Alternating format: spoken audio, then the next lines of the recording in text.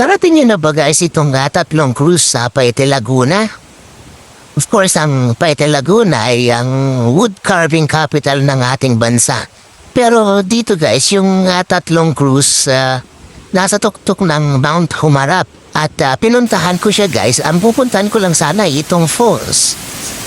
Yan, Matabunga Falls guys ang pangalan nito. Pero yon, pinuntahan ko na rin ang tatlong cruise para sa gayon na iba-kompleto ko yung aking pagpunta dito. Medyo mga nasa 300 meters above sea level lang ang alam ko, yung sa na-research ko.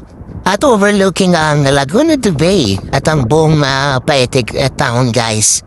Kaya yan, puntahan nyo rin ito guys. Actually, naging training ground ko ito guys nang umakyat ng kauna-unahan kong bundok. Kasi sabi nila, hindi daw bundok pag hindi umaabot ng 500 meters above sea level. Ewan ko kung tama yung description na aking nabanggit. Hill lang daw pag mababa. So yun, anyways, puntahan nyo to guys. Maganda sa taas. Parang makikita mo na yung buong Laguna today guys, as far as the eyes can see. So yun, tara na, pasya na dito guys.